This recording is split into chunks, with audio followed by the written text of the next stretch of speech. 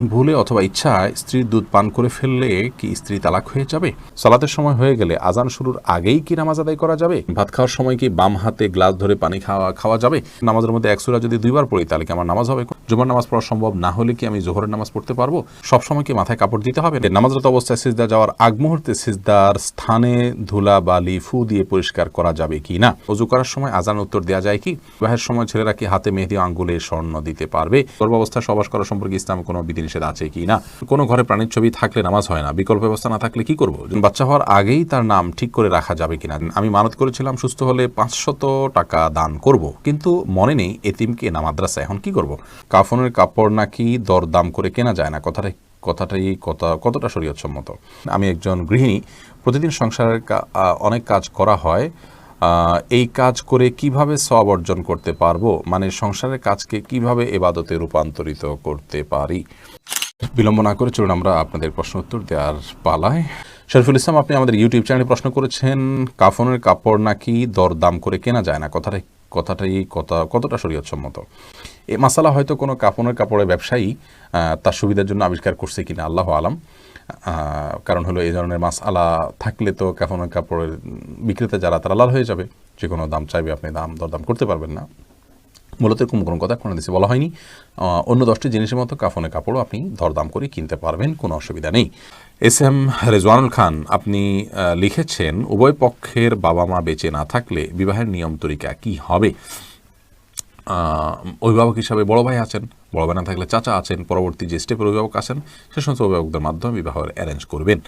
এরপরে সুমাইয়া আক্তার সুমা, আপনি লিখেছেন কোনো ঘরে প্রাণীর ছবি থাকলে নামাজ হয় না, বিকল্প ব্যবস্থা না থাকলে কি করব? যদি বিকল্প ব্যবস্থা না থাকে তাহলে সেক্ষেত্রে প্রাণীর ছবিকে ডেকে নামাজ পড়বেন। আর নামাজ হয় না বিষয়টা সেরকম না, ওই জায়গায় নামাজ পড়লে মাকরুহ হবে। বিশেষ করে যদি আপনার সলাতে সিজদার জায়গায় থাকে, সামনে থাকে, তাহলে সেক্ষেত্রে সেটা তো দৃশ্যত তাকে সিজদা করছেন এরকম আপনার মনেও আসতে পারে, বা দেখলে সেরকম দেখা যেতে পারে। এই জন্য একটু সরিয়ে নেবেন বা উপর করে রাখবেন। এভাবে বিভিন্নভাবে আপনি চেষ্টা করবেন। তাতেও যদি কোনো এরকমও যদি কোনো উপায় না থাকে তাহলে আপনি ওখানে সালাত আদায় করে নামাজ হবে না, বিষয়টা সেরকম না, মাকরুহ হবে, অপছন্দনীয় হবে। এরপর এমডি মাহমুদ হাসান, আপনি লিখেছেন নামাজরত অবস্থায় সিজদা যাওয়ার আগ মুহূর্তে সিজদার স্থানে ধুলা বালি ফু দিয়ে পরিষ্কার করা যাবে কি না? একান্ত প্রয়োজন না হলে এটি করবেন না, এবং এটি করতে গিয়ে অনেক সময় আমলে কাসির হয়ে যায়। অর্থাৎ আপনি এত বেশি ফু দিচ্ছেন, অনেককে দেখা যায় যে সিজদা যেতে গিয়ে এত বেশি ফুটা দিচ্ছেন আশেপাশে, তিনি আমলে কাসির করে ফেলছেন। অর্থাৎ তাকে একজন দর্শক দেখে নামাজে আসেন নাকি এমনিতে তিনি জায়গা পরিষ্কার করছেন, এটা নিয়ে সন্দেহের মধ্যে পড়ে যায়। এত বেশি যদি তার নামাজের অবস্থা থেকে, হাইয়াত থেকে তিনি সরে যান, তাহলে সেক্ষেত্রে তার নামাজ কিন্তু বিশুদ্ধ হবে না এবং নামাজ নষ্ট হয়ে যাবে। আর যদি এত বেশি তিনি নড়াচড়া না করেন, বরং খুব আলতোভাবে ফু দিয়ে জায়গা পরিবর্তন করেন, পরিষ্কার করেন, তাহলে সেটা জায়েজ হবে। যদি এত ধুলাবালি হয় যে নিঃশ্বাসের সাথে তার নাকে ঢুকবে, তিনি ক্ষতিগ্রস্ত হবেন, অসুস্থ হবেন, এরকম আশঙ্কা থাকে, তাহলে এটি করা যেতে পারে। হাত দিয়ে একটু সরা দিলেন বা আপনি নাক দিয়ে ফু দিলেন, এটি জায়েজ আছে। কিন্তু একান্ত যদি জরুরি না হয়, তাহলে শুধুমাত্র সূচিবায়ের কারণে বা অতি শৌখিনতার কারণে এমনটি করা সালাতের যে সৌন্দর্য সেটাকে নষ্ট করে দেয়। আয়েশা সিদ্দিকা রিনি আইডি থেকে লিখেছেন, আমি মানত করেছিলাম সুস্থ হলে 500 টাকা দান করব, কিন্তু মনে নেই এতিমকে না মাদ্রাসা, এখন কি করব? আপনি যে কোনো দানের খাতে আপনি দান করলে আদায় হয়ে যাবে ইনশাআল্লাহ বিদিনিল্লাহ। সিরাজুল ইসলাম আইডি থেকে আপনি লিখেছেন, বাচ্চা হওয়ার আগেই তার নাম ঠিক করে রাখা যাবে কিনা? যাবে, কোনো অসুবিধা নেই। বাচ্চা হওয়ার আগে থেকে ছেলে হোক মেয়ে হোক, ছেলে হওয়ার সমাবেশী হিসেবে ছেলের নাম, অথবা ছেলে মেয়ে দুইটা রেখে দিলেন, আগে থেকে ঠিক করে রাখলেন, কোনো অসুবিধা নেই। হাইবা খাতুন, আপনি ইউটিউব থেকে লিখেছেন, আমি একজন গৃহিণী, প্রতিদিন সংসারের অনেক কাজ করা হয়, এই কাজ করে কিভাবে সওয়াব অর্জন করতে পারবো? মানে সংসারের কাজকে কিভাবে ইবাদতে রূপান্তরিত করতে পারি? দেখুন, একজন গৃহিণী তার সাংসারিক কাজকে ইবাদতে রূপান্তর করবার জন্য তার প্রথম কাজ হলো প্রত্যেকের হক যথাযথভাবে আদায় করা, সন্তানকে সঠিকভাবে লালন পালন করা, আল্লাহর সঙ্গে পরিচিত করানো, আল্লাহর নির্দেশে পরিচালনা করা, তাদেরকে সালাতে শিক্ষা দেওয়া, ইসলামী ভাবধারা শিক্ষা দেওয়া, স্বামীকে তার হকগুলো আদায় করা। নবী সাল্লাল্লাহু আলাইহি ওয়াসাল্লাম বলেছেন, ওই মহিলা সবচেয়ে ভালো, শ্রেষ্ঠ, উত্তম, যাকে দেখে তার স্বামী সন্তুষ্ট থাকেন, দেখলে তার ভালো লাগে। এভাবে তিনি চলাফেরা করেন। অনেক হাদিসে আসছে, নবী সাল্লাল্লাহু আলাইহি ওয়াসাল্লাম বলেছেন, ইযা সাল্লাতিল মারআতু খামসাহা ওয়া সামাত শাহরাহা ওয়া আতাআত বা'লাহা ওয়া হাফিজাত ফারজাহা, যে মহিলা 5 ওয়াক্ত সালাত আদায় করেন এবং সিয়াম পালন করেন, তার স্বামীর আনুগত্য করেন, লজ্জাস্থান হেফাজত করেন, সে জান্নাতের যে কোনো দরজা দিয়ে প্রবেশ করতে পারবে।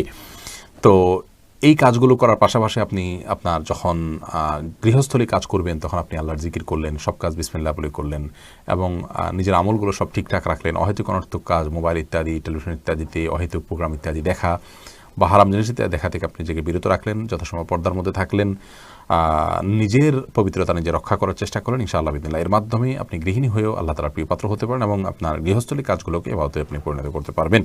মোহাম্মদ নাহিদুল ইসলাম আপনি লিখেছেন, অজু করার সময় আজান উত্তর দেওয়া যায় কি? অজু করার ফাঁকে ফাঁকে আপনি যদি পানি অপচয় করা ছাড়া আজানের জবাব দিতে পারেন তো অবশ্যই দিতে পারেন। তবে মোহাম্মদ হাসান আপনি লিখেছেন, গর্ভাবস্থায় সহবাস করা সম্পর্কে ইসলামে কোনো বিধিনিষেধ আছে কি না? না, গর্ভাবস্থায় সহবাস করার পরে ইসলামের কোনো বিধিনিষেধ নাই। তবে আপনি এই অবস্থায় সহবাস করলে যদি বা গর্ভস্থ সন্তানের ক্ষতি হয় বা স্ত্রীর কষ্ট হয় বা ক্ষতি হয়, তাহলে সেক্ষেত্রে সেটি করা উচিত হবে না।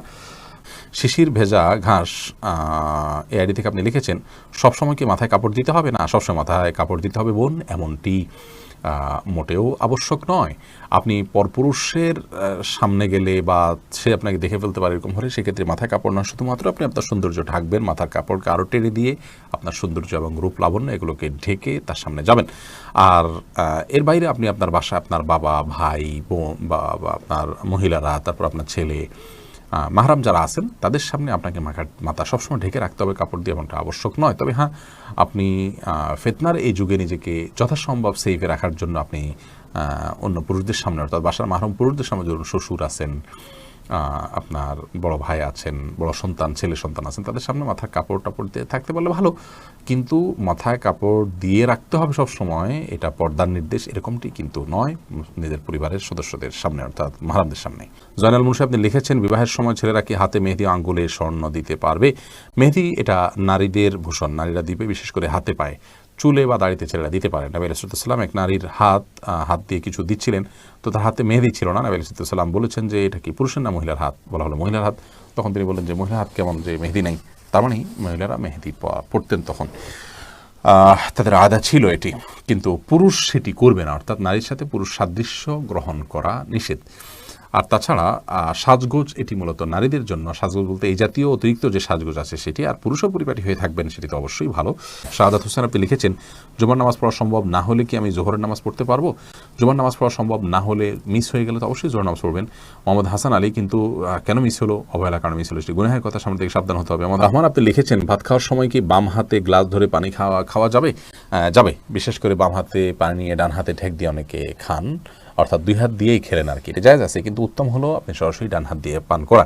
কারণ নবী করিম সাল্লাল্লাহু আলাইহি ওয়াসাল্লাম এক কৃতদাসকে বাম হাতে খেতে দেখে বলেছেন, কুল বিয়ামিনিক, তুমি তোমার ডান হাতে খাও, অকুল বিমায়ালিক, এবং তোমার সামনে থেকে খাও। তো বাম হাতে পান করা এটা সুন্নাহর খেলাফ একটি কাজ, এটি করা উচিত নয়।